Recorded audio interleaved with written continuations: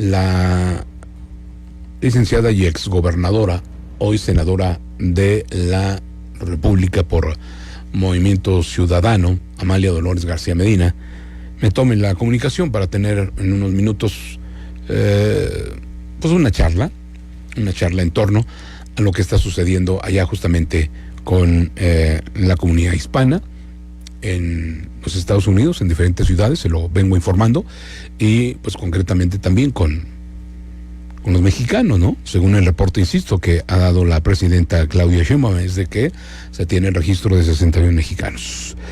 Pues, senadora, le agradezco que tome esta comunicación. ¿Cómo está usted? Buenas tardes.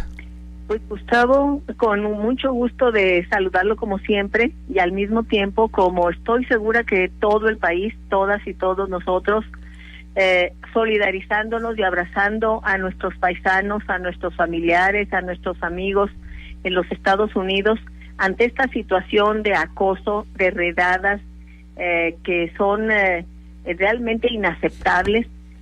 Solamente hay que decir que se trata de una comunidad de millones de personas que contribuyen con la economía de los Estados Unidos, que contribuyen con la economía de sus países de origen, especialmente en el caso nuestro con México. Son personas trabajadoras, talentosas, con una gran capacidad además de generar vínculos comunitarios que aportan su cultura, y este trato resulta indignante, inaceptable, y por eso es que tenemos que pronunciarnos expresándoles nuestro abrazo, nuestra solidaridad, y planteando que deben contar con todos los recursos del Estado mexicano para hacer valer sus derechos, y al mismo tiempo hacer todo desde el ámbito de la diplomacia para abrir canales de acuerdo con nuestro vecino, con el gobierno de los Estados Unidos. Sí, senadora, no hay duda de que hay indignación, pero esto puede ser reflejo de qué, senadora, de las malas relaciones de nuestro gobierno con el de Estados Unidos, y esta es una forma de mostrarlo por parte del presidente. Yo creo que sobre todo se debe a una visión que tiene el presidente Donald Trump, y que la ha expresado a lo largo de años. La ha expresado desde su posición como empresario, la expresó en la primera ocasión que fue presidente de los Estados Unidos, y la ratifica ahora. Son 3 asuntos que forman parte de la actuación, de las decisiones, de la visión de Donald Trump.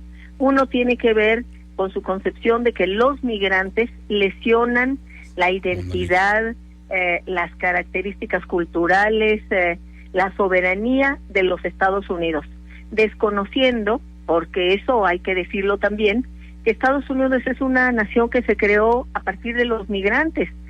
Un símbolo en Estados Unidos histórico es el barco Mayflower, que llevó a migrantes desde Europa, personas que iban buscando trabajo y que llegaron a poblar los Estados Unidos, aprovechando, su deseo de crecer y de prosperar, pero apoderándose de tierras de quienes vivían ahí, pero se pobló de migrantes. Seguramente muchos de los que hemos visto estas redadas recordamos cómo fue creciendo ciudades que ahora son un referente mundial por su desarrollo, como Nueva York, o ciudades como Los Ángeles, sí, o como Houston, o como Chicago. Bueno, pues con migrantes que llegaron de distintas partes a aportar su talento, su esfuerzo. Y entonces creo que es parte de estas fijaciones. La otra tiene que ver con la economía, la visión del presidente Donald Trump de que en materia comercial no puede ser Estados Unidos un país que tenga menos ventas, que tenga un déficit comercial frente a otros países. Y por eso incluso con sus socios europeos, con sus socios asiáticos, con México mismo, él se siente muy incómodo cuando hay más productos llegando a Estados Unidos que los que vende Estados Unidos, no entendiendo que el mundo cambió, que la globalidad llegó, que el mundo se entrelaza y que el comercio es parte del nuevo mundo del siglo XX y una parte del siglo XXI, aunque ahora están intentando cerrar fronteras, poniendo por delante una visión nacionalista de autarquía, de autosuficiencia, que ya es imposible, absolutamente, porque la economía está entrelazada. Y el otro gran tema es el de la seguridad. Entonces, no es debido a algo que haya hecho un determinado país, o en este caso México, sino a la visión del presidente Donald Trump. Es cierto que el debate sobre cómo gestionar, cómo atender a la población migrante es un debate muy añejo, pero y seguirá el resto de la historia de la humanidad. Decía Carlos Fuentes, y hay una inscripción en el Museo Nacional de Antropología cuando uno entra y ve una gran pintura con un grupo de seres humanos que van cruzando el estrecho de Bering, un grupo nómada, y la inscripción de Carlos Fuentes frente a ese cuadro, ese óleo bellísimo que está ahí, dice: cuando ellos llegaron cruzando el estrecho de Bering por Alaska, cuando ellos llegaron, nadie les pidió documentos, no traían visa, no tenían pasaporte. Y es cierto, llegaron y poblaron. La migración es parte de la humanidad, pero depende de cada país cómo la gestiona, cómo la trata, cómo la atiende, para ver si se respetan derechos humanos, derechos laborales, derechos sociales, derechos culturales de una población o no. Y en el caso de la población de origen latino-mexicano, es una población que ha estado en las sombras en el ámbito de los derechos, pero en el ámbito económico han contribuido a la riqueza de Estados Unidos y han fortalecido a esa nación para aportar también a lo que lo ha convertido en el país más rico del planeta. Sí, senadora, bueno, la migración a final de cuentas de todos es sabido que es un derecho, ¿no? Como una opción de vida y desarrollo. Es cierto también que, bueno, pues Estados Unidos está ya sobrepoblado por tanto de la migración, no hay duda. Y que de alguna manera se debe de poner un control. Pero para esto tiene que haber una normatividad, y me quiero yo referir a una verdadera y auténtica reforma en ese mismo sentido. O lo que está pasando ahorita puede ser una especie de llamado de atención del propio presidente hacia quienes le dieron su confianza, porque en los primeros meses de su gobierno como que muchas cosas no han salido bien, senadora.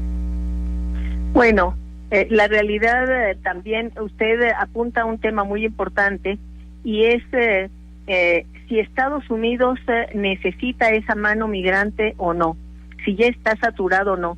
Yo diría que la requiere, porque ha bajado el número de hijos que tienen las familias de origen sajón, y las familias que llegan a poblar a Estados Unidos son mano de obra joven, calificada. Esa es la causa por la cual en el gran debate que se dio en Alemania, gobernaba en ese momento Angela Merkel, esa gran estadista de nuestros tiempos. Sí. Ella defendía la llegada de inmigrantes porque decía: la población alemana se está achicando, está acabándose. ¿Quiénes van a ser los que van a generar riqueza con su trabajo y con su talento? Y entonces ella le abrió las puertas, se abrió un debate muy álgido en Alemania, porque había quienes por razones culturales, incluso por razones de racismo y de xenofobia, no querían que llegaran esas poblaciones. Pero en el caso de los Estados Unidos, han sido los migrantes en la última parte, la segunda mitad del siglo XX y lo que va del siglo XXI, los que han llegado a refrescar la economía, aportando su talento y su capacidad. Pero tiene usted razón en un ámbito que me parece muy importante: ¿cómo debería ser esta migración? Ya hay un documento que se tardó tiempo en elaborar, es muy importante, y es el Pacto sobre una migración segura y ordenada. Lo elaboraron distintos gobiernos, participó el gobierno de México muy activamente, lo impulsó la Organización de Naciones Unidas, y para que haya esa migración segura y ordenada, lo que se requiere es que los gobiernos reconozcan que la gente desea migrar, o que hay causas que lo obligan a migrar. Y entonces son varios elementos que se tienen que atender. Uno, atender las causas. ¿Por qué emigra la gente? Bueno, una buena parte de quienes llegan a los Estados Unidos, de todas partes del mundo, llegan para buscar empleo, porque quieren trabajar. Otra parte lo hace porque van buscando seguridad, porque hay violencia en sus zonas de origen. También hay otra razón por la cual la gente migra, y cada vez va a ser más constante y más presente, y es por los fenómenos climáticos que van a ser cada vez más agudos, y entonces la desertificación, incluso el aumento del nivel del mar, que va a hacer que algunos países en unos decenas de años desaparezcan cuando son islas. Bueno, esto forzará también a la migración, y entonces lo que se tiene que hacer es atender las causas. Ese es un ámbito, y en eso deben participar múltiples gobiernos, los países de origen, los países de tránsito, los países de llegada. Segundo, por otro lado, aquellos que desean trabajar, se deben organizar mesas de negociación para que se cumpla con una convención que ya tiene la Organización Internacional del Trabajo, la OIT, sobre los derechos de los trabajadores migratorios y sus familias, de tal manera que haya un acuerdo migratorio de trabajadores que permita que lleguen documentados, que lleguen con todos sus derechos, que vayan y vengan, como sucedió, y ese sería el ideal, como sucedió en Europa, cuando pasaron de tener fronteras rígidas a tener fronteras flexibles, porque plantearon que había que constituir una unión, la Unión Europea. Y en el caso de México, cuando se firmó el Tratado de Libre Comercio hace 30 años, la idea era ir conformando una región próspera, la región de la parte del continente, el hemisferio norte de nuestro continente, con Canadá, Estados Unidos y México, de tal manera que fuera una región con oportunidades de empleo, con crecimiento, con desarrollo, con calidad de vida. Ese era el objetivo del Tratado de Libre Comercio. ¿Qué le faltó al Tratado de Libre Comercio? Bueno, yo tengo muchos años en la vida pública y le puedo decir que cuando se firmó me opuse, junto con otros amigos, también estaba ahí Jorge Castañeda, porque decíamos que le faltaban dos grandes temas a ese tratado. Uno era el gran acuerdo sobre trabajadores migratorios, que tenía que haber estado desde hace 30 años. Y dos, el gran acuerdo sobre el agua y los temas climáticos, porque ese es un gran problema, ya era desde entonces y ahora es cada vez más agudo.